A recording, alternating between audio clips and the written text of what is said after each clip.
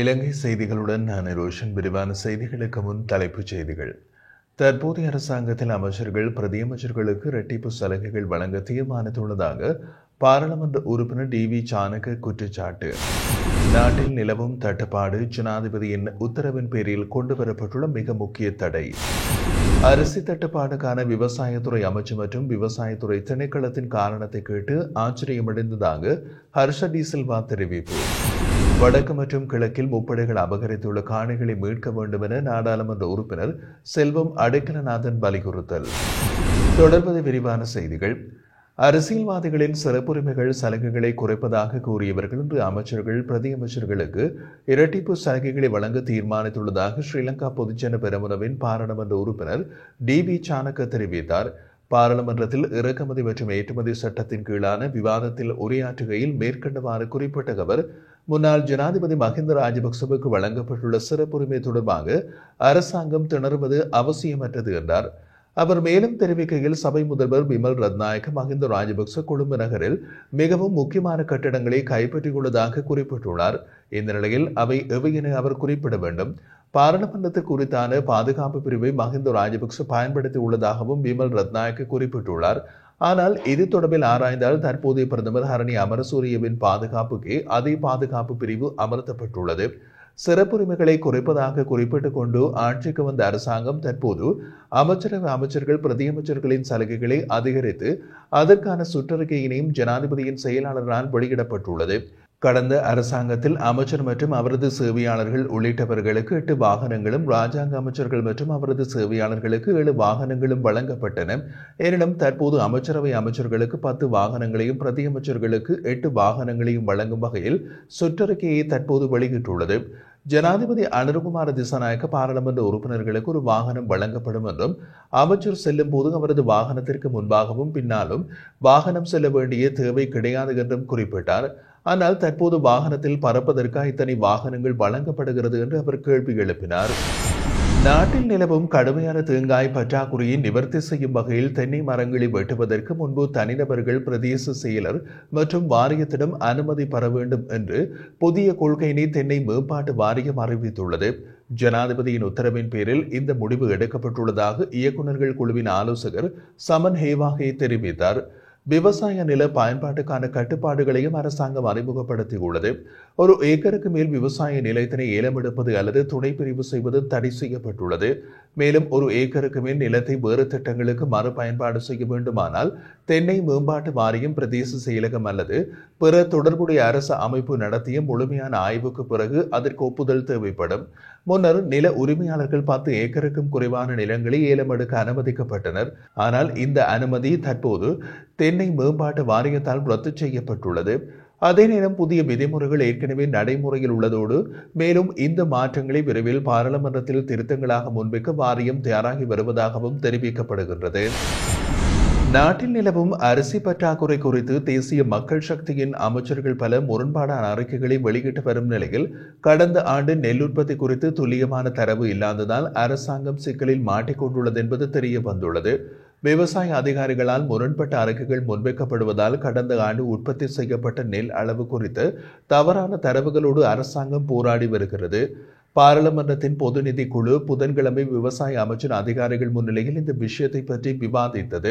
இந்த நிலையில் இது தொடர்பாக கருத்து தெரிவித்த பாராளுமன்ற பொது நிதி குழுவின் தலைவரும் நாடாளுமன்ற உறுப்பினருமான ஹர்ஷ டி சில்வா, 2024ஆம் ஆண்டு ஒரு மெட்ரிக் டன் நெல் இல்லாமல் போனது, அதனால்தான் தற்போது அரிசி தட்டுப்பாடு ஏற்பட்டுள்ளது என்று விவசாயத்துறை அமைச்சு மற்றும் விவசாயத்துறை திணைக்களம் குறிப்பிட்டதை கேட்டு ஆச்சரியமடைந்தோம் என்றார். அவர் மேலும் தெரிவித்த போது, சந்தையில் நிலவும் அரிசி தட்டுப்பாடை சமாளிக்க கடந்த மாதம் அரிசி இறக்குமதி அனுமதி வழங்கப்பட்டு மாதம் 10ஆம் தேதி வரை இறக்குமதிக்கான கால அவகாசம் வழங்கப்பட்டதாக அறிவிக்கப்பட்டது. 2024ஆம் ஆண்டு பெரும்போக்கு காலப்பகுதியில் 4.39 மில்லியன் மெட்ரிக் டன் அரிசி உற்பத்தி செய்யப்பட்டது என்று விவசாயத்துறை அமைச்சின் அதிகாரிகள் கூறினார்கள். ஆனால் அந்த காலத்தில் 2.9 மில்லியன் மெட்ரிக் டன் மட்டுமே உற்பத்தியாகியதாக நாம் தெரிவித்திருந்தோம். இந்த நிலையில் 2000 ஆண்டு முதல் 2024ஆம் ஆண்டு நெல் மற்றும் அரிசி உற்பத்தி தொடர்பான மொத்த தரவுகளை கோரிக்கொண்டதாகவும், இந்த தகவல்களை ஆய்வு செய்வதன் மூலம் அதிகாரிகள் அல்லது வர்த்தகர்கள் தரவுகளில் பொய்யான விவரங்களை வழங்குகிறார்களா என்பதை கண்டறிய முடியும் என்றும் அவர் கூறினார். தரவுகள் தவறாக இருந்தால் அதற்கு ஏற்ப எடுத்த தீர்மானங்களும் தவறாக அமையும் என்றும் அவர் எச்சரித்தார். 2024 ஆண்டு 1 மில்லியன் மெட்ரிக் டன் நெல் உற்பத்தி இல்லாமல் போனதே தற்போது அரிசி தட்டுப்பாட்டுக்கு காரணம் என விவசாயத்துறை அமைச்சும் திணைக்களமும் தெரிவித்ததை கேட்டு ஆச்சரியமடைந்ததாகவும் கூறினார். எனவே இந்த தகவல்களின் அடிப்படையில் விவசாயத்துறை அமைச்சு மிக சிறப்பாக ஆராய்ந்து சரியான நடவடிக்கைகளை மேற்கொள்ள வேண்டும் என்றும் அவர் பரிந்துரைத்தார். அதே நேரம் கடந்த ஆண்டு 4.39 மில்லியன் டன் நெல் உற்பத்தி செய்யப்படவில்லை என்று வர்த்தக அமைச்சர் வசந்த சமரசிங்க ஒப்புக்கொண்டிருந்தமை குறிப்பிடத்தக்கது.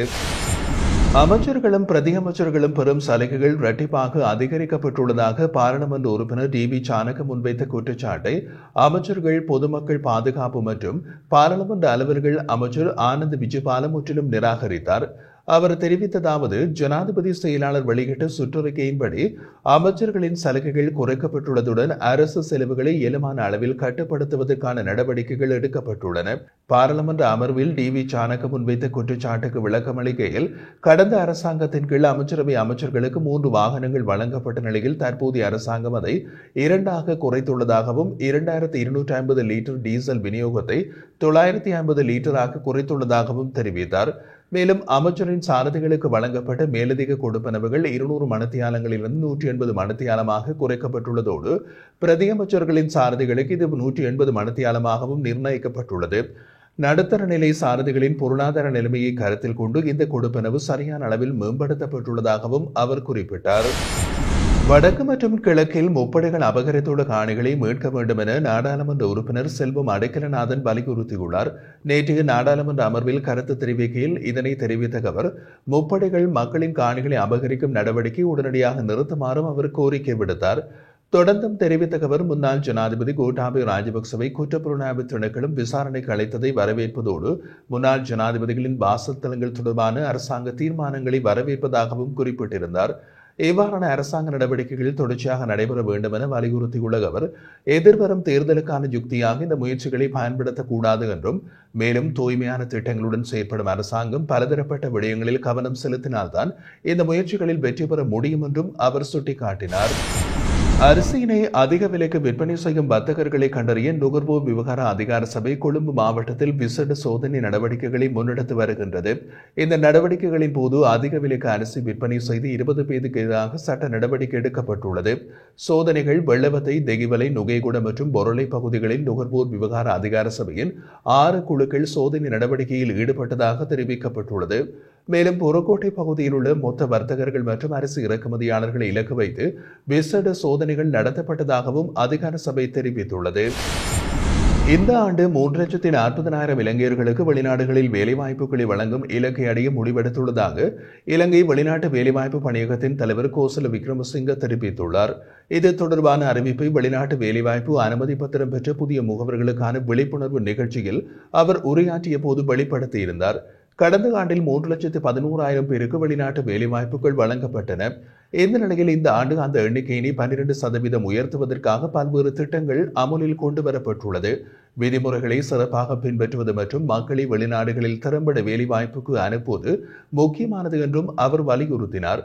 அத்துடன் வெளிநாட்டு வேலைவாய்ப்பு அனுமதிகளை பெற்ற சில முகவர் நிறுவனங்கள் மோசடி நடவடிக்கைகளில் ஈடுபட்டதாக தகவல்கள் கிடைத்துள்ளதாக குறிப்பிட்ட அவர், இத்தகைய செயல்களில் ஈடுபடுபவர்களுக்கு எதிராக கடுமையான சட்ட நடவடிக்கைகள் எடுக்கப்படும் எனவும் உறுதிப்படுத்தினார்.